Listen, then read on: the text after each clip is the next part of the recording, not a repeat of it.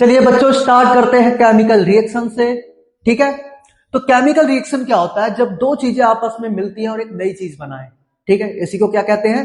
Chemical reaction. जैसे कि मेरे पास है मैग्नीशियम, मेरे पास है ऑक्सीजन, इससे क्या बनेगा? Magnesium oxide. तो बेटा दो सब्सटेंस मिले, दो सब्सटेंस ने मिलकर क्या बनाया? एक न्यू सब्सटेंस बनाया। इसी को कहते हैं केमिकल रिएक्शन। आई बात समझ में? ओके।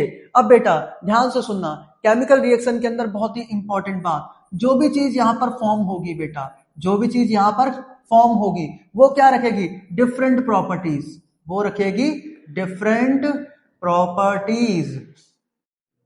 नेक्स्ट पॉइंट पर आते हैं, रिएक्टेंट एंड प्रोडक्ट को समझते हैं। रिएक्टेंट मतलब जो रिएक्शन में पार्टिसिपेट करे, प्रोडक्ट मतलब जो रिएक्शन के अंदर फॉर्म हो।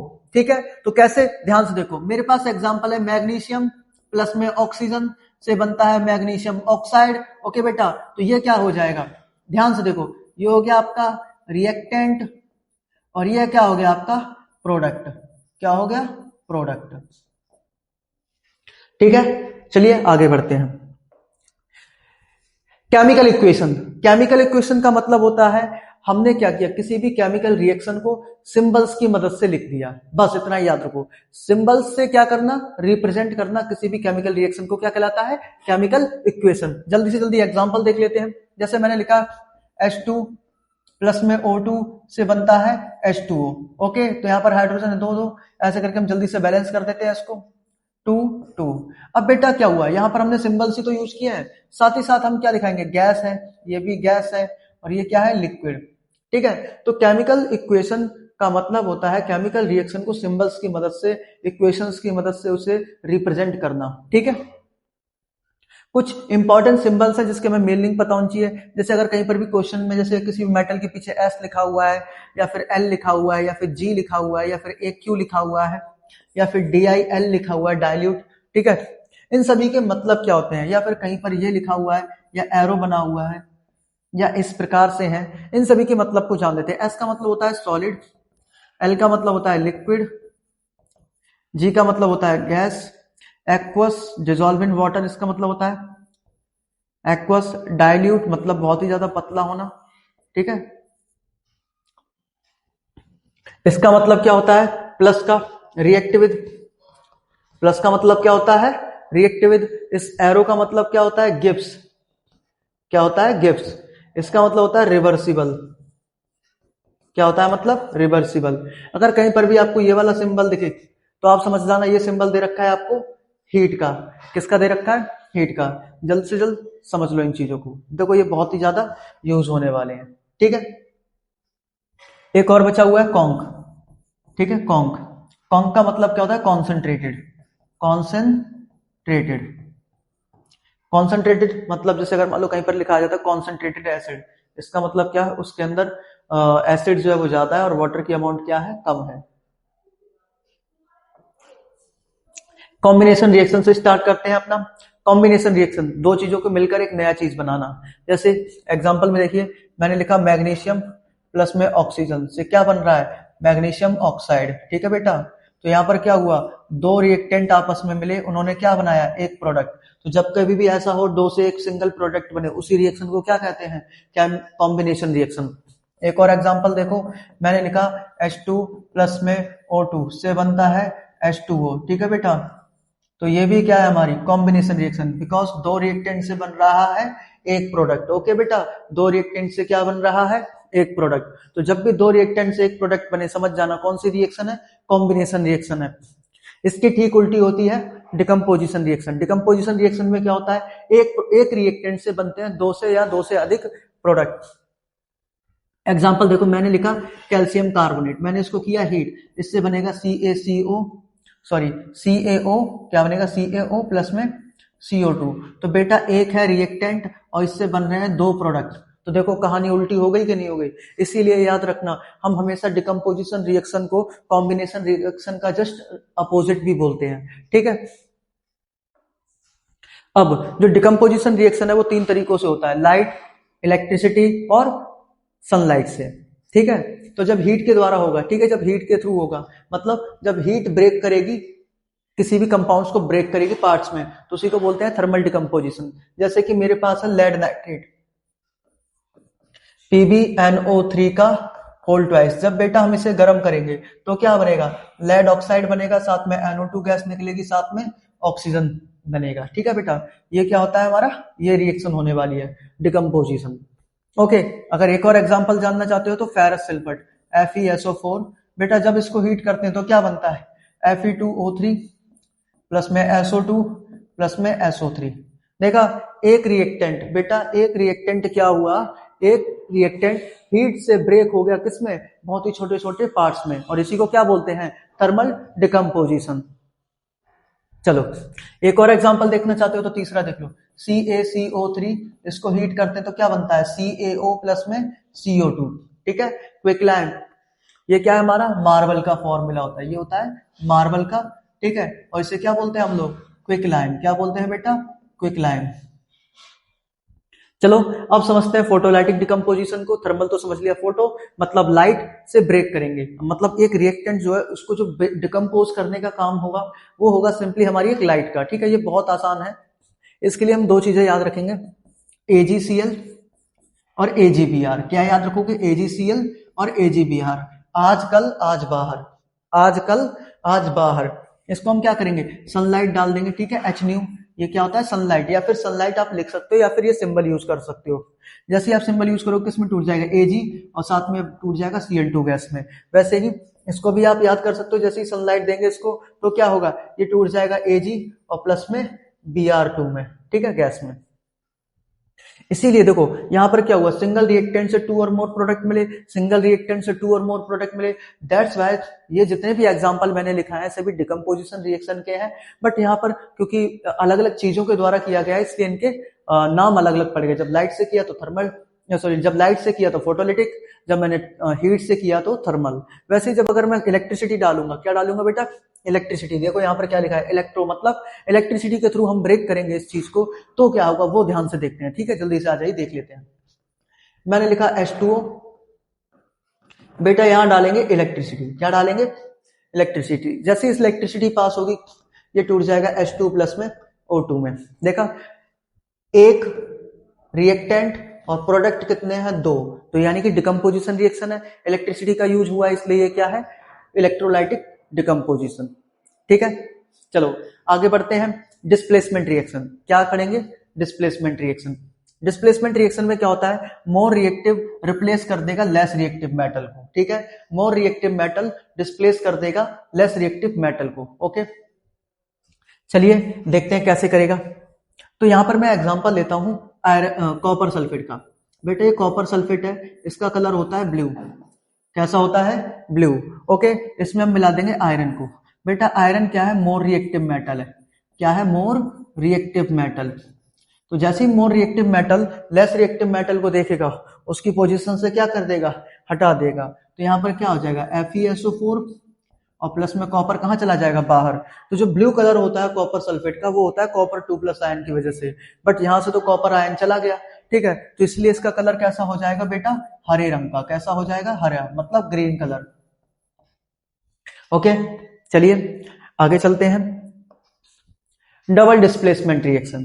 डबल डिस्प्लेसमेंट रिएक्शन बेटा जो होती है इसमें क्या होता है, एक्सचेंज ऑफ आयंस, मतलब जब दो रिएक्टेंट के बीच में आयंस एक्सचेंज हो जाते हैं तो उसी को बोलते हैं डबल डिस्प्लेसमेंट रिएक्शन। तो जल्दी से इसको भी देख लेते हैं। इसका बहुत ही प्यारा सा एग्जांपल है जो मेरे दिमाग में है, देखते हैं क्या होता है उसको। क्वेश्चन है, देखो बताता हूं, Na2SO4 प्लस में BaCl2। ओके बेटा, Na2SO4 है, इसकी रिएक्शन कराएंगे BaCl2 से, तो क्या होगा, एक्सचेंज हो जाएंगे आयंस। ये वाला इसके साथ चला जाएगा और ये वाला इसकी पोजीशन पर आ जाएगा। तो मतलब BaSO4 प्लस में NaCl। जल्दी से बैलेंस कर देंगे। सोडियम, सोडियम यहाँ पर 2 है तो यहाँ पर भी क्या लगा देंगे हम लोग, 2 लगा देंगे और इस तरीके से बैलेंस हो जाएगा। यहाँ पर जो BaSO4 बनता है बेटा ये बनता है प्रेसिपिटेट। इसको क्या बोलते हैं, प्रेसिपिटेट। इसलिए याद रखना, ऐसी रिएक्शन जिसमें प्रेसिपिटेट का फॉर्मेशन होता है, बेटा ध्यान देना, ऐसी रिएक्शन जिसमें प्रेसिपिटेट का फॉर्मेशन होता है उसको हम प्रेसिपिटेट रिएक्शन भी बोलते हैं। यानी इसको हम क्या बोल सकते हैं, प्रेसिपिटेट रिएक्शन। अगर पेपर में क्वेश्चन आ जाए एक प्रेसिपिटेट रिएक्शन का एग्जांपल दो तो आप इसको दे सकते हो। ओके, समझ में आया? ठीक है। एक क्वेश्चन आता है कि अगर हम लेड नाइट्रेट की रिएक्शन कराएंगे पोटेशियम आयोडाइड से तो क्या होगा। चलो उसको भी देख लेते हैं। मेरे पास क्या है, PbNO3 का होल ट्वाइस प्लस में इसकी रिएक्शन करा दी मैंने पोटेशियम आयोडाइड से, तो क्या होगा, लेड आयोडाइड बनेगा। यहां से क्या बन जाएगा, लेड आयोडाइड, तो PbI, ठीक है। अच्छा, 2 बनेगा PbI2। ओके, साथ ही साथ यहां पर क्या होगा, प्लस में क्या आएगा, पोटेशियम नाइट्रेट, तो यहां पर आ जाएगा KNO3 बेटा। अब ये जो लेड आयोडाइड बना है बेटा, ये होता है प्रेसिपिटेट। जब भी आपको डाउन एरो दिखे, मैं सॉरी वहां बताना भूल गया, ये वाला सिंबल, अगर कहीं पर भी आपको ये दोनों सिंबल दिखे, जैसे एरो अप इसका मतलब होता है गैस, अगर एरो डाउन दिखे तो इसका मतलब होता है प्रेसिपिटेट, या फिर हमसे PPT भी कहते हैं। क्या कहते हैं, PPT लिख देते हैं शॉर्ट फॉर्म में। अब बेटा ये जो लेड नाइट्रेट का जो PPT बनता है, ये बनता है बेटा येलो कलर का। कैसा होता है, येलो कलर का। तो क्वेश्चंस में देखने को मिलेगा। यहां पर आप ध्यान से देखोगे, ठीक है, यहां पर भी क्या हुआ है, एक्सचेंज ऑफ आयंस हुआ है। ठीक है, लेड के साथ था नाइट्रेट, उसके साथ चला गया, इधर इधर हो गया, एक्सचेंज ऑफ आयंस हो गया। That's why both reaction are of double displacement reaction. तो आपको ये बात याद रखनी है, एक्सचेंज ऑफ आयंस, बस इतना याद रखो और आपका काम बन जाएगा। आगे बढ़ते हैं जल्दी से। ऑक्सीडेशन। ऑक्सीडेशन का मतलब होता है, आप बोलो ओहो, आप क्या बोलोगे, ओहो। ओहो में क्या होता है, ओ आ रहा है, यहाँ पर ऑक्सीडेशन देखो ओ आ रहा है, तो ओहो लिखो। और फिर देखो इसमें ऑक्सीजन में, ऑक्सीडेशन में ओ आ रहा है ना, मतलब ओ इंक्रीज करेगा। तो बस एक चीज अगर इंक्रीज कर रही है तो दूसरी वाले को क्या कर देना आपको, डिक्रीज। तो मतलब यहाँ पर ये क्या कर जाएगा, H डिक्रीज कर जाएगा। क्या कर जाएगा, डिक्रीज कर जाएगा। तो ऐसी रिएक्शन जहां पर ऑक्सीजन का गेन हो और हाइड्रोजन का लॉस हो, उसी को कहते हैं ऑक्सीडेशन रिएक्शन। जैसे एग्जांपल देख लीजिए आप, मैंने लिखा कॉपर प्लस में ऑक्सीजन से बनता है कॉपर ऑक्साइड, और बेटा ये होता है ब्लैक कलर का। कैसा होता है, ब्लैक कलर का। ओके, चलो आगे बढ़ते हैं। देखो यहां से आप देखोगे तो क्या हो गया, कॉपर के पास ऑक्सीजन नहीं था, यहां पर आती कॉपर के पास ऑक्सीजन आ चुका है, तो क्या बन गया, ये कॉपर ऑक्साइड बन चुका है। चलिए अब जो अगली रिएक्शन है वो हमारी रिडक्शन। रिडक्शन के लिए भी सेम ट्रिक है। ओहो लिखो, ओहो क्या लिखोगे, ओहो। इसमें देखो ओ नहीं आ रहा है, ओ नहीं आ रहा है, मतलब ओ डिक्रीज करेगा। अगर एक चीज घट रही है तो दूसरी चीज बढ़ेगी, यानी कि H बढ़ेगा। तो ऐसी रिएक्शन जिसमें ऑक्सीजन का लॉस हो और हाइड्रोजन का गेन हो, उसी को क्या कहते हैं, रिडक्शन। एग्जांपल देखो, मेरे पास है कॉपर ऑक्साइड, बेटा इसमें मैंने हाइड्रोजन गैस मिला दी, तो ये बन जाएगा कॉपर, साथ में क्या बन जाएगा, H2O। अगर आप ध्यान से देखेंगे यहां से यहां, अगर आप ध्यान से देखेंगे यहां से यहां, इसके पास एक ऑक्सीजन है, बट जब ये इधर आया तो क्या हो गया, ऑक्सीजन डिक्रीज कर गया। और ऑक्सीजन का डिक्रीज ही क्या कहलाता है, इसको हम बोल सकते हैं रिडक्शन। क्या बोल सकते हैं बेटा, रिडक्शन। जल्दी से आ जाते हैं रेडॉक्स रिएक्शन पर। किस पे आ जाते हैं, रेडॉक्स। ऐसी रिएक्शन जिसमें रिडक्शन और ऑक्सीडेशन दोनों हो, मतलब ऑक्सीडेशन प्लस रिडक्शन ही क्या कहलाता है, रेडॉक्स रिएक्शन। तो जल्दी से ये एग्जांपल को दोबारा देख लेते हैं। मैंने लिखा कॉपर ऑक्साइड प्लस में लिखा H2 सॉरी, यहां पर बन जाएगा कॉपर प्लस में H2O।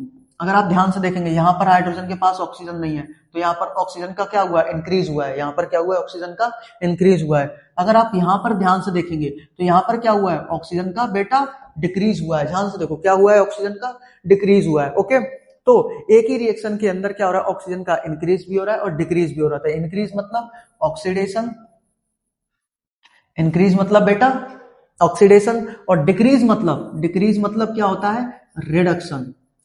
क्या होता है बेटा, रिडक्शन। तो जब सेम रिएक्शन के अंदर ऑक्सीडेशन भी हो और रिडक्शन भी हो, इसी को बोलते हैं रेडॉक्स रिएक्शन। ठीक है, चलो आगे बढ़ते हैं। अब आता है अब हमारा टॉपिक रेंसिडिटी। रेंसिडिटी का मतलब होता है फूड के अंदर से अजीब सी स्मेल आने लगना। ठीक है, क्या आने लगना, अजीब सी स्मेल। जैसे देखो, जब भी हमारे पास कोई भी ऑयली फूड होता है बेटा, क्या होता है, ऑयली फूड, जब भी ये ऑक्सीजन के कांटेक्ट में आता है, या मैं कह दूं एयर के कांटेक्ट में आता है, तो इसका हो जाता है बेटा ऑक्सीडेशन। क्या हो जाता है, ऑक्सीडेशन, जिससे ये फूड हो जाता है, इसमें आने लगती है फाउल स्मेल।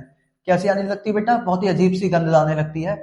और हम फूड कह, तब हम क्या कह सकते हैं, फूड हमारा हो गया रेंसिड। क्या हो गया बेटा हमारा फूड, रेंसिड। और इस पूरी प्रोसेस को ही हम क्या कहते हैं, रेंसिडिटी। क्या कहते हैं बेटा, रेंसिडिटी।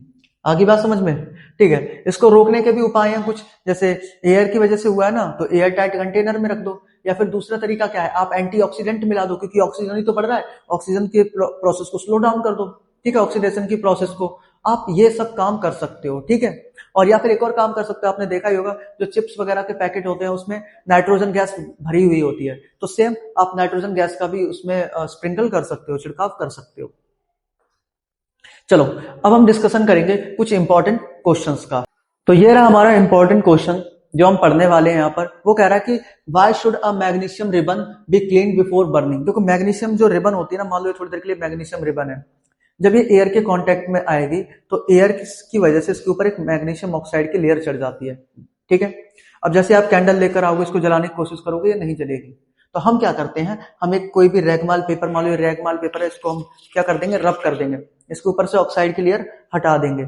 जैसे ही आप ऑक्साइड की लेयर इसके ऊपर से हटाओगे, ये बहुत ही आराम से जलने लगेगी व्हाइटिश ग्लो के साथ, ठीक है। और एक पाउडर मिलेगा लास्ट में, कौन सा, मैग्नीशियम ऑक्साइड, जो कि होता है व्हाइट कलर का, ठीक है। यही सब लिखा हुआ है इसके अंदर, मैंने समझा दिया है क्यों हम इसको कर रहे हैं, क्लीन कर रहे हैं, बिकॉज ऑक्साइड की लेयर को हटाने के लिए। अगले क्वेश्चन पे चलते हैं। बैलेंसिंग बहुत ही ज्यादा इंपॉर्टेंट है। बैलेंसिंग का मतलब एक ही होता है, लेफ्ट हैंड साइड को राइट हैंड साइड के बराबर करना। तो सबसे पहले आप यहाँ देखिए, लेफ्ट हैंड साइड में आप देख लीजिए, और ये हमारी right hand side. Left hand side में कौन कौन से एलिमेंट है, जिंक है, हाइड्रोजन है, और यहाँ पर क्या है, क्लोरीन है, ओके। इधर भी सेम चीज है, तो चेक कीजिए, राइट लेफ्ट में कितना है, जिंक एक है, हाइड्रोजन एक है, क्लोरीन एक है, ओके, सब कुछ एक एक है। इधर देखिए जिंक कितना है, एक, क्लोरीन कितना है, सॉरी जिंक एक है, हाइड्रोजन दो है, क्लोरीन भी दो है, ठीक है। तो इधर का left hand side right hand side के बराबर नहीं है, तो बराबर करने का सिर्फ एक ही तरीका है, और वो है मल्टीप्लाई। क्या है बेटा, मल्टीप्लाई। तो जल्द से जल्द बताओ, मेरे को हाइड्रोजन को दो बनाना है, कितने से मल्टीप्लाई करूंगा, हाइड्रोजन यहाँ वन है, कितने से मल्टीप्लाई कर दूं कि टू हो जाए। तो हाइड्रोजन को हम मल्टीप्लाई करेंगे, आप कहोगे भैया दो से, क्या कर देंगे, दो से। तो बस यहां पर यानी कि लेफ्ट हैंड साइड में आइए और यहां पर क्या कीजिए, टू से मल्टीप्लाई कर दीजिए। कर दिया, ओके। जैसे ही आपने टू से मल्टीप्लाई किया, हाइड्रोजन कितना हो गया, टू, बट यहां पर क्या है, क्लोरीन भी है, तो क्लोरीन भी कितना हो गया ऑटोमेटिकली, टू हो गया। अब ध्यान से देखिए, हाइड्रोजन भी कितना है, टू, क्लोरीन भी कितना है, टू, जिंक कितना है, वन। तो लेफ्ट हैंड साइड और राइट हैंड साइड अब आपको बराबर दिख रही होगी, दैट इज एल बराबर है आर के। इसका मतलब है ये हो गया बैलेंस्ड। क्या हो गया, बैलेंस्ड, ओके। चलिए जल्दी से इसको भी देख लेते हैं। यहां पर लिखिए, लेफ्ट में कैल्शियम है, ऑक्सीजन है, ठीक है, और हाइड्रोजन है। कैल्शियम देखिए कितना है, एक, ऑक्सीजन कितना है, एक और एक दो, हाइड्रोजन कितना है, दो। इधर देखिए आर में, यहां पर क्या दिख रहा है, कैल्शियम कितना है, एक, ऑक्सीजन देखो कितना है, दो, हाइड्रोजन कितना है, दो, क्योंकि इसको इससे मल्टीप्लाई करते हैं, ठीक है। तो ये भी दो, ये भी दो। अगर आप लेफ्ट हैंड साइड को देखेंगे और राइट हैंड साइड को देखेंगे, दोनों क्या आ रही है, बराबर आ रही है। इसका मतलब ये क्या है, बैलेंस्ड। क्या है बेटा, ये बैलेंस्ड। इस तरीके से हम बैलेंसिंग के क्वेश्चंस को करते हैं। चलिए जल्दी से आगे बढ़ते हैं। कह रहा है कि एक सॉल्यूशन है, कंपाउंड एक्स है, जिसका यूज किया जाता है व्हाइट वॉशिंग में, ठीक है। Name the substance x and right it's formula. तो बेटा इसका आंसर है क्विक लाइम। बेटा क्विक लाइम ही वो सब्सटेंस है जिसको आप वाटर के अंदर डिसॉल्व करोगे और इसका जो कंपाउंड बनेगा उसका आप इस्तेमाल व्हाइट वॉश यानी कि पुताई में करोगे, यानी कि पेंट वगैरह करने के लिए, ठीक है। कहता है इसकी जो एक्स की रिएक्शन है वो वाटर के साथ करके दिखाओ। आपको भी पता है अगर क्विक लाइम की रिएक्शन मैं वाटर से कराऊंगा तो यहाँ पर क्या होगा, कैल्शियम हाइड्रोक्साइड बनेगा। क्या बनेगा, कैल्शियम हाइड्रोक्साइड, और प्लस में यहाँ निकलेगी हीट। क्या निकलेगी, हीट। अब यहाँ पर ध्यान देने वाली बहुत ज्यादा बात है कि भैया ऐसी रिएक्शन, बेटा ऐसी रिएक्शन जिसमें हीट रिलीज हो, क्या हो, हीट रिलीज हो, उसी को क्या कहते हैं, एक्सोथर्मिक रिएक्शन। क्या बोलते हैं, एक्सोथर्मिक रिएक्शन। तो देख लो क्वेश्चन के साथ साथ एक और टाइप पढ़ दिया हमने। चलिए आगे चलते हैं। यहां पर कहता है why the colour of copper sulphate solution change. देखो यहां पर क्या हुआ, क्वेश्चन में देखो कॉपर सल्फेट है, कैसे कलर का है, ब्लू कलर का है, ठीक है। इसके हमने अंदर आयरन नेल को डाल दिया, तो कॉपर सल्फेट, और यहाँ पर क्या डाल दिया, आयरन नेल को, ठीक है। जैसे ही ये देखेंगे हम, क्या देखा, ये मोर रिएक्टिव है, ये क्या है, लेस रिएक्टिव है, तो क्या होगा, यहाँ पर बन जाएगा FeSO4 प्लस में कॉपर बाहर निकल गया। हमें पता है जो ब्लू कलर होता है वो किसकी वजह से होता है, कॉपर 2+ आयन की वजह से होता है। किसकी वजह से होता है, कॉपर 2+ आयन की वजह से। अब ये तो रहा नहीं, इसकी जगह कौन आ गया, आयरन, तो जिसकी वजह से इसका कलर क्या हो जाएगा, ब्लू से हो जाएगा ग्रीन। क्या हो जाएगा, ग्रीन, लाइट ग्रीन या फेड हो जाएगा, ठीक है, चलिए आगे बढ़ते हैं। अगला क्वेश्चन कह रहा है identify the substance is oxidise. देखो मान लो ये बंदा है और एक ये बंदा है, अगर ये इसको ऑक्सीजन दे रहा है तो ये हो गया ऑक्सीडाइज, ठीक है। जिसके पास ऑक्सीजन गया वो हो गया ऑक्सीडाइज, जिसका ऑक्सीजन चला गया वो हो गया रिड्यूस। सिंपल सी बात है। तो यहां पर ध्यान से देखो, सोडियम है, सोडियम ने क्या किया, ऑक्सीजन गेन किया है, गेन किया ना, तो सोडियम को ऑक्सीजन मिला है, तो सोडियम क्या हो गया, ऑक्सीडाइज। और ऑक्सीजन ने क्या किया, अपना ऑक्सीजन रिड्यूस कर दिया, दे दिया, तो O2 क्या हुआ है, रिड्यूस्ड। पहले में या ए पार्ट में कर दो।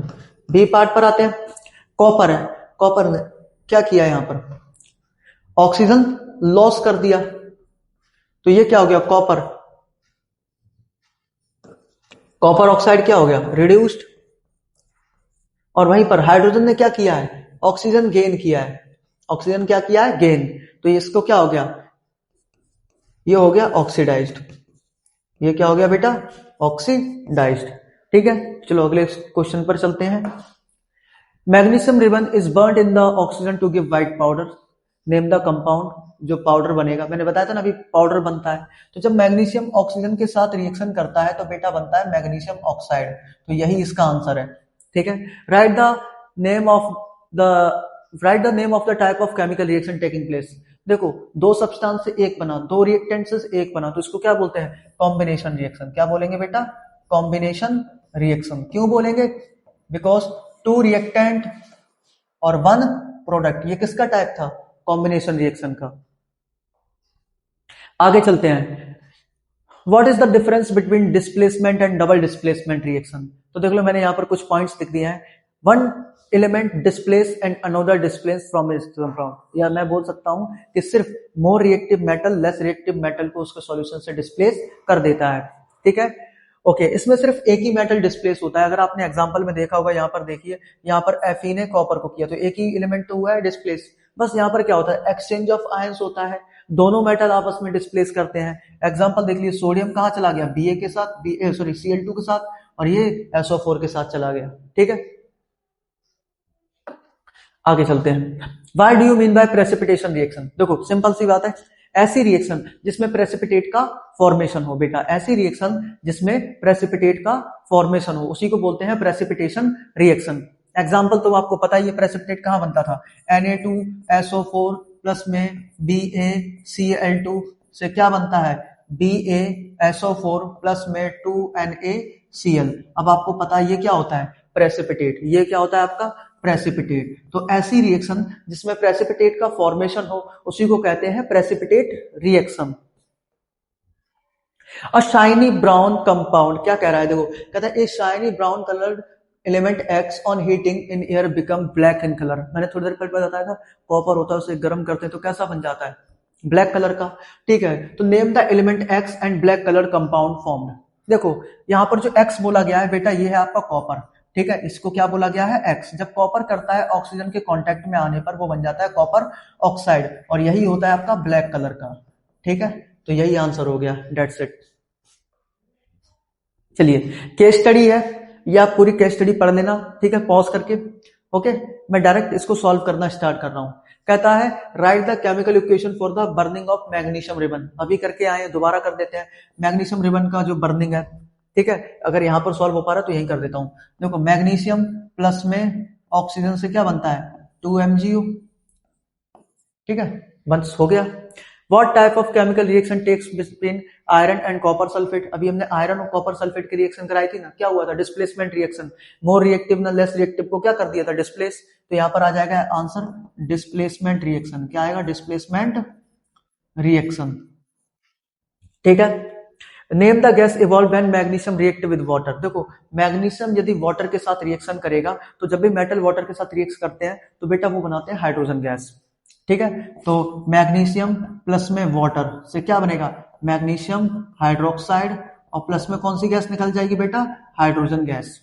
ठीक है, which type of chemical reaction are shown in the above case study. देखो अगर आप केस स्टडीज को देखोगे तो आपको दो टाइप की केमिकल रिएक्शंस देखने को मिली है। एक तो आपको क्या देखने को मिला है, कॉम्बिनेशन रिएक्शन, और दूसरा क्या देखने को मिला आपको, डिस्प्लेसमेंट रिएक्शन। तो इसके आंसर क्या क्या हो जाते हैं, combination reaction, combination reaction, and दूसरा क्या हो जाएगा, डिस्प्लेसमेंट रिएक्शन। ठीक है, चलो। Why the magnesium ribbon clean before burning, अब इसका पता है ऑक्साइड की लेयर चढ़ जाती है, तो उसी लेयर को हटाने के लिए हम मैग्नीशियम रिबन को साफ करते हैं। ठीक है, तो यहां पर सॉल्व करने की जगह थी। अगला केस स्टडी पर आते हैं। ठीक है, यहां पर कहता है thermal decomposition of calcium carbonate के लिए, आप देखो केस स्टडी आप पढ़ लेना, इसमें आपके पास पूरा टाइम है, बट मैं डायरेक्ट क्वेश्चन कर रहा हूं। ठीक है, कहता है thermal decomposition of calcium carbonate, आपको पता है कैल्शियम कार्बोनेट का भी मैं थोड़ी देर पहले बताया था। अगर कैल्शियम कार्बोनेट है मेरे पास, इसको मैं हीट करूंगा तो क्या बनेगा, CaO प्लस में CO2। ओके, चलो सेकंड पार्ट को देखते हैं। कहता है अगर वाटर का इलेक्ट्रोलाइसिस करेंगे तो क्या चेंजेस आएंगे। सिंपल सी बात है, वाटर क्या होता है बेटा, लिक्विड। क्या होता है, लिक्विड। जब इसमें हम इलेक्ट्रिसिटी डालेंगे, क्या डालेंगे बेटा, इलेक्ट्रिसिटी, तो ये बेटा हाइड्रोजन प्लस ऑक्सीजन गैस में बदल जाएगा। ठीक है, ओके, बस यही होने वाला है। What cause color change silver chloride on exposed to the sunlight, जब हम सिल्वर क्लोराइड को एक्सपोज करते हैं एयर में, सनलाइट में, तो क्या होता है हमें पता ही है, इसको बोलते हैं फोटोलाइटिक डिकम्पोजिशन। क्या बोलते हैं, फोटोलिटिक डिकम्पोजिशन। फोटोलिटिक डिकम्पोजिशन में क्या होता है, जब हम सिल्वर क्लोराइड को बेटा सनलाइट की प्रेजेंस में रख देते हैं तो ये बन जाता है Ag प्लस में Cl2। क्या बन जाता है, Ag प्लस में Cl2। इसी वजह से इसका कलर भी क्या हो जाता है, चेंज। क्या हो जाता है, कलर चेंज हो जाता है। ठीक है, और किस तरह का कलर हो जाता है ये क्वेश्चन में लिखा हुआ है, देख लो कैसा हो जाता है, सिल्वर क्लोराइड। ठीक है, what cause to the change in colour, तो मतलब जब वो उसका डिकम्पोजिशन हो जाता है, फोटोलाइटिक डिकम्पोजिशन हो जाने के कारण उसका कलर चेंज हो जाता है। Identify the types of reaction shown between sodium sulphate and barium sulphate, barium chloride. आपको पता ही है यहां पर क्या कह रहा है, सोडियम सल्फेट Na2SO4 प्लस में BaCl2, इन दोनों के बीच में रिएक्शन होगी तो बनेगा NaCl प्लस में BaSO4। आपको भी पता है आयंस का हो गया एक्सचेंज। क्या हो गया बेटा, आयंस का एक्सचेंज, इसलिए मैं क्या बोल सकता हूं इसको, डबल डिस्प्लेसमेंट रिएक्शन। क्या बोलेंगे इसको, डबल डिस्प्लेसमेंट रिएक्शन। ओके, चलो आगे चलते हैं आप जल्दी से। Assertion and reason, assertion and reason को देख लेते हैं। कहता है ये पढ़ लो ऑप्शंस कौन सा होने वाला है। ठीक है, ये चारों पढ़ लेना फिर आंसर देना। कहता है the colour of copper sulphate solution change when an iron nail in dipped in it. सही बात है, अभी हमने थोड़ी देर पहले क्वेश्चन किया था, जैसे ही मैं आयरन नेल को डिप्ड करूंगा उस कॉपर सल्फेट के सॉल्यूशन के अंदर तो उसका कलर चेंज हो जाएगा। इसका मतलब असर्शन जो है हमारा वो बिल्कुल सही है। Reason, iron displace copper from its sulphate solution, बिल्कुल सही है। आयरन क्या करता है, कॉपर के अंदर से कॉपर को सल्फेट के अंदर से डिस्प्लेस कर देता है, because iron is more reactive. तो रीजन भी सही है। अच्छा, क्या ये पहली बात को एक्सप्लेन करता है, बिल्कुल सही, मैंने आपको समझाया भी था, क्वेश्चन भी था, why the colour of copper sulphate change when iron nail dipped in it. तो assertion and reason both are true and R is the correct explanation for A. तो ऐसा कौन सा है, ए ऑप्शन। तो इसका आंसर क्या हो जाएगा, ए हो जाएगा। इसका आंसर क्या हो जाएगा, ए। आगे बढ़ते हैं, इसी के साथ ये चैप्टर एंड हुआ। ठीक है, पढ़ते रहिए। All the best for your examinations. मिलते हैं अगले लेक्चर में। Tata bye bye, see you.